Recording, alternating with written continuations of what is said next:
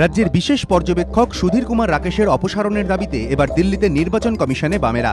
একই দাবিতে সুর চড়ালেন প্রদেশ কংগ্রেস সভাপতিও। আমাদের প্রার্থীরা মিস্টার রাকেশকে কখনো টেলিফোনে পাইনি, মেসেজ করে পাইনি। আমরা ডিমান্ড করেছি যে মিস্টার রাকেশকে এখান থেকে উইথড্র করে না হোক, কারণ আমরা আশঙ্কা করছি যে মিস্টার রাকেশের মতন কোনো যদি ব্যক্তি এখানে থাকে ইলেকশনের স্পেশাল অবজারভার হিসাবে, তাহলে পশ্চিমবঙ্গে শান্তিপূর্ণ নির্বাচন হওয়া কঠিন আছে। আমরা বিশ্বাস করতে পারছি না মিস্টার রাকেশকে। বুধবার তৃতীয় দফার ভোটে বিভিন্ন এলাকায় রাজনৈতিক সংঘর্ষের ঘটনা ঘটে। বিরোধীদের অভিযোগ বুধবারের ভোটে ব্যাপক কারচুপিও হয়েছে। বামেদের অভিযোগ সুষ্ঠুভাবে ভোট করাতে ব্যর্থ নির্বাচন কমিশন। বিশেষ নির্বাচনী পর্যবেক্ষক সুধীর কুমার রাকেশের অপসারণের দাবিতে বৃহস্পতিবারই সরব হন Biman Basu. Special observer Mr. Rakesh, in all count he is a failure person. He has failed totally. He is to be withdrawn from West Bengal in the interest of the free fair poll in West Bengal.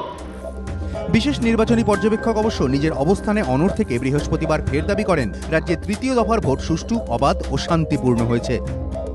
अभी तक जो election हुआ है 3 phase में वो क्या आपका absolutely free fair and peaceful. Biman Basu কলকাতায় বসে রাকেশের অপসারণের দাবি তোলার পরদিনই শুক্রবার দিল্লিতে নির্বাচন কমিশনে যায় বামেরা।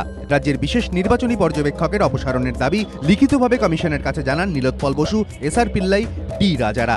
আমরা বলেছি যে কঠোর পদক্ষেপ যদি না নেওয়া যায় ইলেকশন কমিশনের থেকে প্রত্যাহার করা শ্রী রাকেশকে এবং ওখানকার যিনি চিফ ইলেকট্রাল অফিসার আছে তার বিরুদ্ধে ব্যবস্থা নেওয়া। নির্বাচন কমিশনের সম্পর্কে যে আস্থা মানুষের মধ্যে সেটা চলে যাবে, যেটা আমাদের গণতন্ত্রের পক্ষে খুব খারাপ।